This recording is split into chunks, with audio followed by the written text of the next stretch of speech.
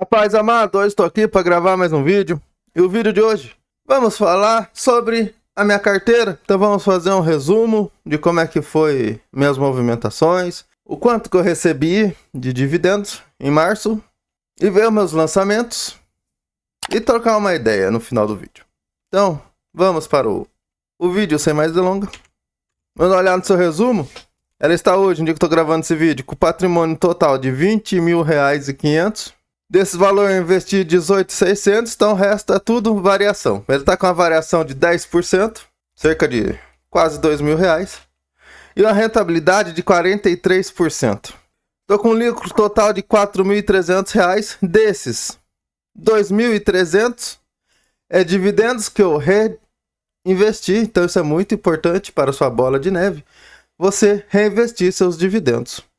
E R$1.900, que é praticamente a variação, que é o ganho de capital. Esse, no caso, é mais teórico do que prático, já que para mim ter esse ganho de capital, eu teria que vender meus ativos, e não vou fazer isso, né?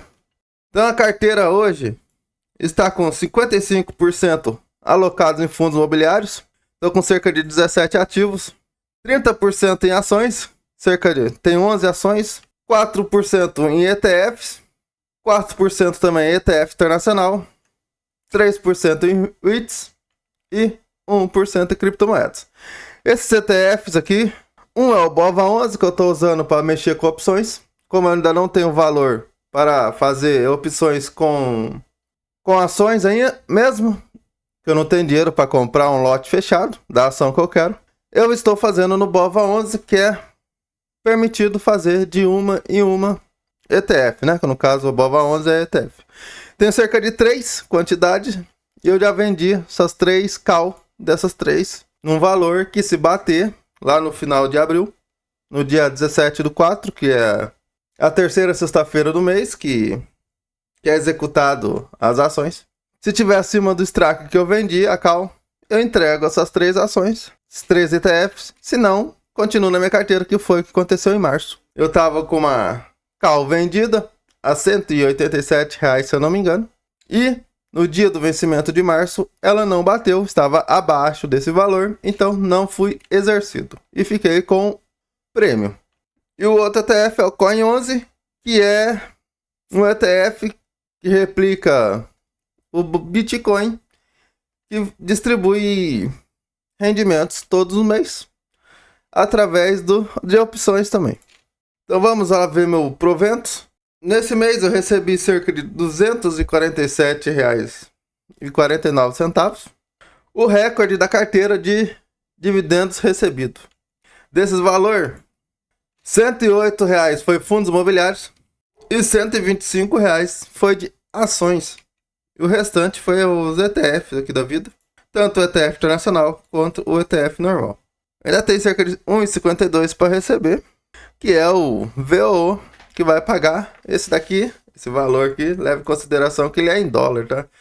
Então, 0,22 daria o que? R$1,52. Tem que dividir pela cotação do dólar, vai dar centes, né? Alguns centes lá.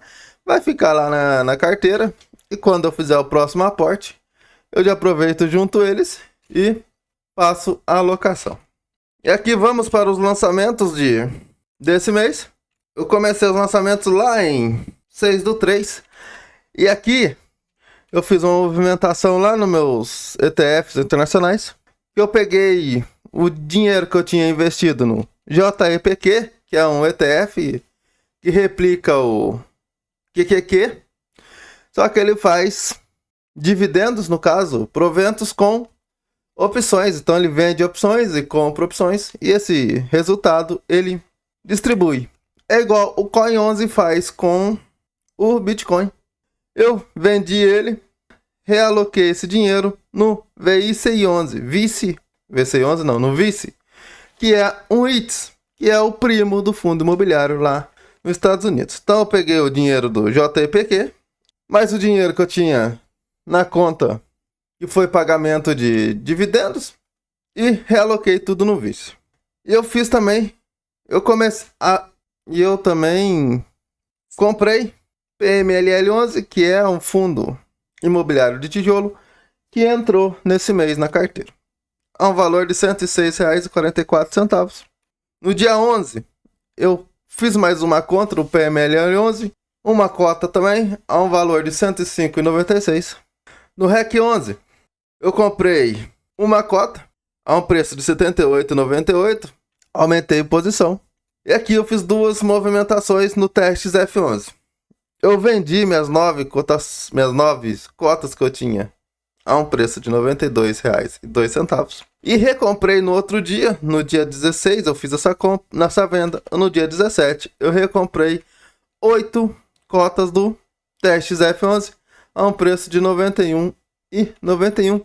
Isso daqui foi para mim fazer uma otimização no meu imposto de renda, tá? Para me reconhecer o prejuízo e abater no lucro. Futuro que eu pretendia vender o HGLG11 e comprar o PATL11, só que nesse valor não está compensando. Então, se caso ele cair abaixo do valor que eu pretendo, aí eu faço esse movimento. Senão vai ficar o prejuízo reconhecido e no próximo lucro que eu fizer, eu abato no imposto de renda. Lá no dia 23, eu comprei mais uma cota do PMLL11 a um preço de R$ 106,79. Então, no total, estou com cerca de 3 cotas do PMLL11. No dia 24, que foi minha última movimentação nesse mês, eu comprei PATL11. Uma cota a um preço de R$ 66,89 e completei 7 cotas de PATL11. E essa quantidade, quando ele for vendido e depois de 6 meses ele for transformado em cotas do HGLG, me dará um total de 3 cotas do HGLG. Então eu fiz essa compra para arredondar as cotas do HGLG, que será paga para mim, devolvida depois da integralização. Então vamos aqui rapidinho dar uma olhada aqui nos ativos que eu comprei esse mês. Comprei 3 cotas de PMLL11, que é um fundo de shopping. Estou com preço médio de R$ 106,43. Aumentei posições no PATL11. Estou com preço médio de R$ 56,76. 7 cotas. E o outro foi no REC 11. Estou com 2 cotas a um preço médio de R$ 79,49. Ele é um fundo de papel indexado predominantemente a IPCA. E vou deixar um card aí sobre ele. Então, depois desse vídeo, você vai lá e confere. Então vamos ali na Word dar uma olhada no PMLL11, como é que tá ele hoje, no dia que eu tô gravando, 28/3. Provavelmente esse vídeo vai no dia 29 para o ar. Tá com preço de R$ 107,75. Isso dá um PVP de 0,92. Um dividendo dos últimos 12 meses de 9,81. A vacância de 3,80. Alavancagem bruta de 9,21%. Ele está com uma AGE aberta para aquisição de... Então, se você é cotista do PMLL11, eu aconselho que você vá lá e vote nessa AGE. Ela está com prazo até o dia 30 de março, então até segunda-feira. Então, não deixe de votar se você ainda não votou. Está com a liquidez média, levando em consideração os últimos 2 meses, de 7,7 milhões. E a variação positiva dos últimos 12 meses de 18%. No último ano ele teve uma cotação mínima de R$ 89,15 e uma cotação máxima de R$ 108,94. Então, a esse preço, ele está mais perto da sua cotação máxima do que sua cotação mínima. Lembrando que ele está pagando R$1 por cota e o seu Guinness, até o final desse semestre, continua R$1 por cota. Tem no portfólio cerca de 86% em imóveis, 8% em fundo imobiliário e 4% em caixa, 0,29% em ações de sociedade. Seu valor patrimonial, R$ 117,68. Então está cerca de R$10 abaixo do seu valor médio, seu valor patrimonial. Ele tem cerca de 1,6 bilhões de patrimônio líquido, então é um fundo grande. E cerca de 15 imóveis. 129 mil cotistas. Então esse foi o movimentação da minha carteira de março. Lembrando em consideração que eu reinvesti os dividendos. Tenho dinheiro guardado, fiz investimento também na reserva de emergência. Também tem a carteira do canal. Fugindo do INSS, eu fiz o aporte de R$110. Então, vamos ver quantos que eu investi nas duas carteiras esse mês, levando em consideração já os dividendos reinvestidos. Eu investi R$ 372,16, lembrando que está considerando já os dividendos. Já na carteira do canal, que é fugindo do INSS, vou deixar um link aí também para você acompanhar o último vídeo. Se você gostar, você entra na playlist lá e vê certinho. Eu investi R$ 115,78, lembrando que esse valor também já está contando os dividendos que eu recebi. Então, somando as duas carteiras, eu fiz um investimento de R$ 487,94.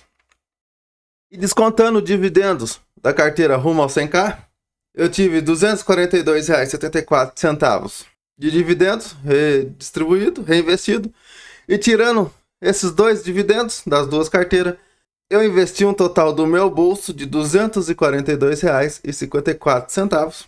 Tem que levar em consideração que é só da carteira. E eu ainda coloquei R$ 150 na reserva de emergência. Então, se somarmos a reserva de emergência, dá um total de investido esse mês de R$ 400, sem contar os dividendos das duas carteiras. Foi um mês muito bom. Mês que vem, acredito eu que ainda será melhor ainda, que se der certo que eu estou planejando, vamos fazer o investimento da carteira, das duas carteiras, e ainda fazer um investimento na reserva de emergência. E a meta da minha reserva de emergência é chegar a pelo menos R$ 10.000, e eu pretendo colocar pelo menos R$ 1.000 todo ano. Pelo menos, no mínimo, R$ 1.000 na reserva de emergência, fora o investimento nas duas carteiras, rumo ao 100k e a carteira do canal, que é o Fugindo do INSS. Então deixa aí nos comentários o que você achou do movimento da carteira. Se você conhece o PMLL11, que é o fundo de shopping da Pátria. Ele é o antigo MAL11. Se você chegou até aqui, meu muito obrigado.